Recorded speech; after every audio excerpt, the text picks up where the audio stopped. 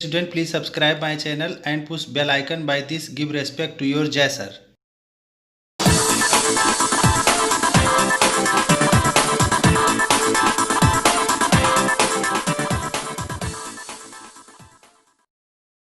Hello my dear student and friend, my name is JS Tiwari. Jai sir, नमस्कार। आज मैं आपके सामने ऐसा जबरदस्त वीडियो लेकर के आया हूं जिसमें केमिस्ट्री को ऐसा पढ़ाया गया जैसा शायद आज तक किसी ने नहीं पढ़ाया होगा।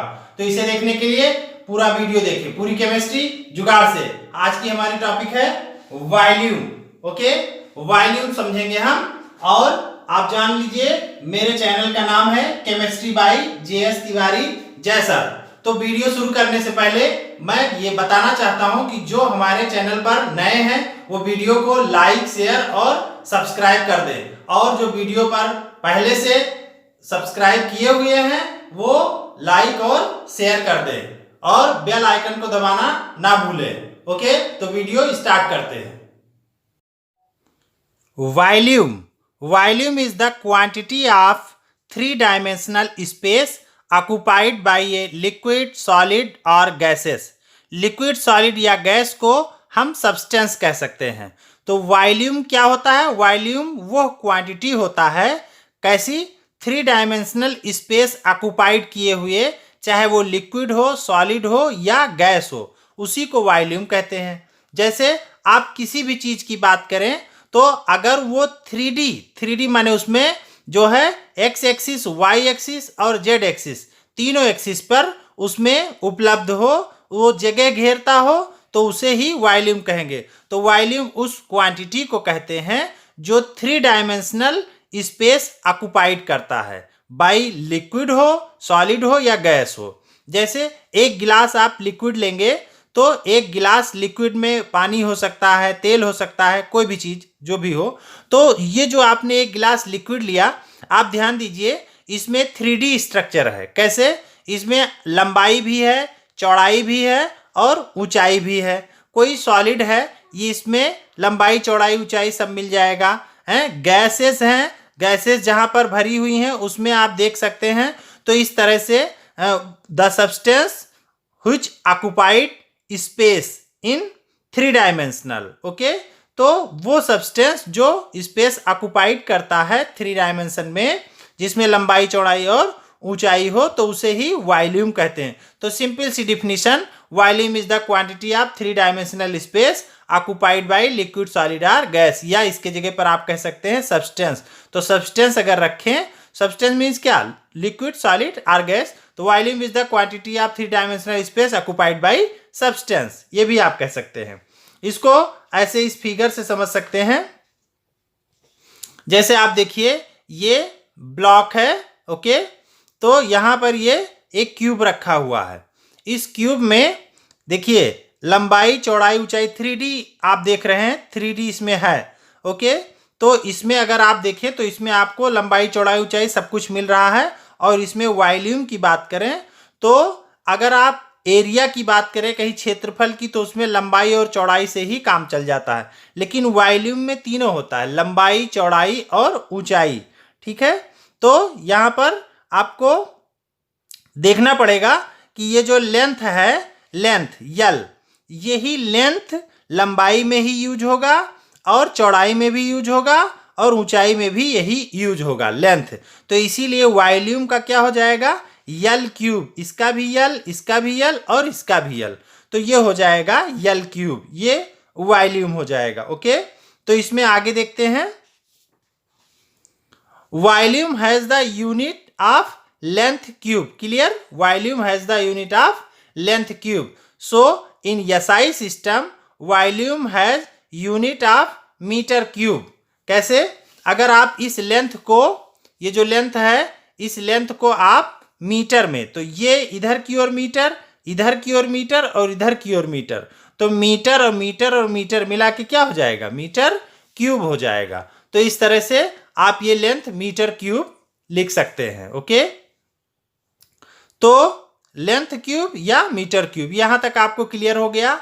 उसके बाद देखिए, in laboratories smaller volumes are used. Laboratory में स्मॉलर वॉल्यूम, क्योंकि अगर हमें बहुत ज़्यादा केमिकल यूज किया तो लैब में जैसे हम क्लास में पढ़ाई कर रहे हैं, फिर लैब में प्रैक्टिकल करने गए, तो अगर एक एक बच्चा एक एक लीटर, 2-2 लीटर, 4-4 लीटर मटेरियल का यूज कर ले तो केमिकल सारे खत्म हो जाएंगे। तो इसलिए जो है वहाँ पर स्मॉलर वॉल्यूम का यूज किया जाता है, ठीक है, प्रैक्टिकल करने के लिए। तो in laboratories smaller volume are used, okay.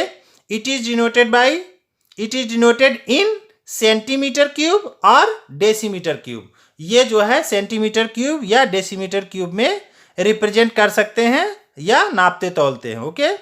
तो इस तरह से आप एक चीज जानते हैं पहले से कि 1 लीटर इक्वल 1000 ml होता है। यह आपको पहले से पता है कि 1 लीटर 1000 ml के बराबर होता है।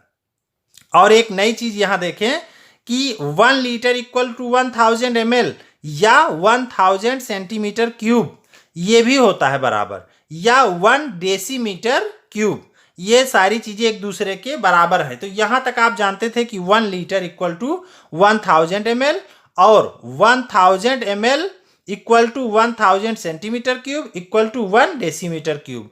ये थोड़ा सा आपके लिए नया है, अभी हम इसको प्रूफ करेंगे, okay. Volumes are measured using burettes, pipettes और ग्रेजुएटेड सिलेंडर्स। अभी हम आपको दिखाएंगे ये ब्यूरेट्स क्या है, पिपेट्स क्या है, ग्रेजुएटेड सिलेंडर्स क्या है। इन्हीं में लैब में वॉल्यूम को मेजर किया जाता है, ओके। तो a volumetric flask is used to prepare a known volume of the solution. अगर लैब में किसी नोन वॉल्यूम के लिए जो है कोई सॉल्यूशन तैयार करना होता है तो उसे वॉल्यूमेट्रिक फ्लास्क में यूज करते हैं। हम आपको अभी इसे भी दिखाएंगे, ओके। एक common unit litre which is not an SI unit. आप लीटर घरों में यूज करते हैं, लेकिन आपको ये जानकर हैरानी होगी कि ये SI यूनिट नहीं है, ओके। तो लीटर का यूज करते हैं फिर भी वो SI यूनिट नहीं है। आगे हम इसमें देखेंगे, ये आप क्लियर करिए यहां पर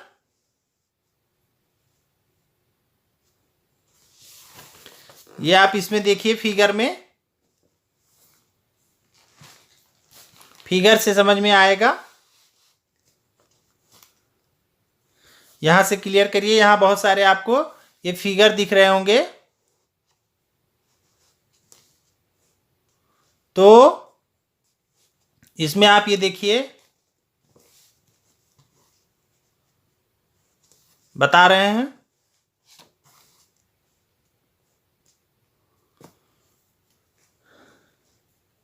ये ब्लॉक आपको दिख रहा होगा।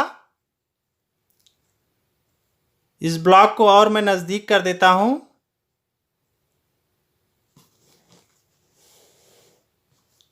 ये देखिए, इस ब्लॉक को ध्यान से देखिए।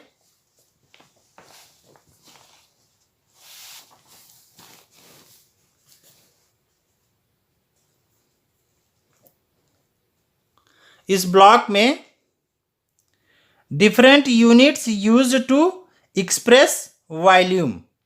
यहां पर डिफरेंट यूनिट्स यूज की गई हैं वॉल्यूम को बताने के लिए। इस ब्लॉक को आप ध्यान से देखिए, तो यहां पर आप देखेंगे ये एक क्यूब है, ओके। तो इस क्यूब में देखिए यहां से यहां तक 10 सेंटीमीटर, यहां से यहां तक की इसकी जो डिस्टेंस है ये 10 सेंटीमीटर है, ओके। तो 10 सेंटीमीटर इक्वल टू 1 डेसीमीटर, ये लिखा हुआ है यहाँ पर 10 सेंटीमीटर इक्वल टू 1 डेसीमीटर। तो ये कैसे है, हम इसे प्रूफ कर रहे हैं। और यहाँ पर देखिए छोटे ब्लॉक को 1 सेंटीमीटर से दिखाया गया, जिसको यहाँ पर निकाल के रख दिया गया 1 सेंटीमीटर, ओके। तो ये वॉल्यूम अभी मैं बता रहा था कि 1000 centimetre cube equal to 1000 ml equal to 1 decimetre cube equal to 1 litre. अभी मैंने इसको आपको बता दिया था। यहाँ पर ये जो छोटा ब्लॉक है इसका 1 सेंटीमीटर, यहाँ से यहाँ तक की डिस्टेंस 1 सेंटीमीटर है, ओके।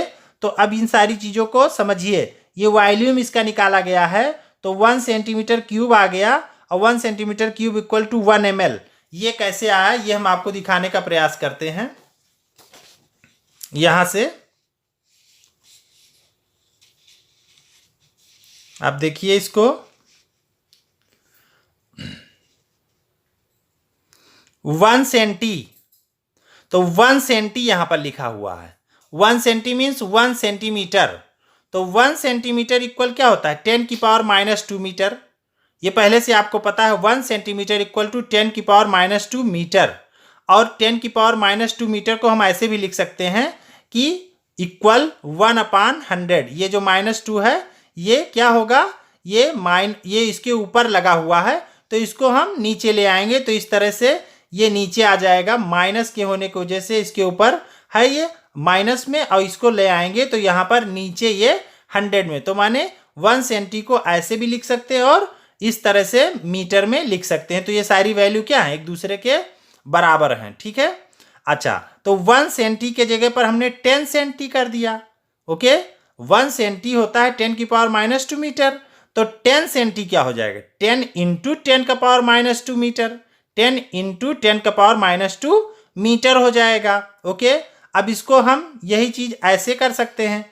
इसके जगह पर मैंने 10 बढ़ाया, वैसे यहाँ इसके आगे 10 कर दिया, तो 10 इंटू 1/100 मीटर। ओके, अब यहाँ ये 0 0 काट दिया। ओके, तो क्या आया? 1/10 मीटर। क्या मिला यहाँ पर? 1/10 मीटर। अब यहाँ पर आगे देखिए, 1/10 मीटर, इस 10 को ऊपर कर दिया तो 10 की पावर -1 में इस तरह से मीटर मिल गया। ठीक है, तो ये 10 की पावर -1 मीटर को ऐसे लिख सकते हैं और कह सकते हैं 10 की पावर -1 डेसीमीटर। ओके, आप जानते हैं डेसीमीटर कितने के बराबर होता है? 10 की पावर -1 के। तो ये डेसीमीटर हो गया। तो 10 की पावर -1 डेसीमीटर इक्वल, ये बात एक ही है, 1 डेसीमीटर बोले चाहे 10 की पावर -1 डेसीमीटर, ये बात वही हो गई।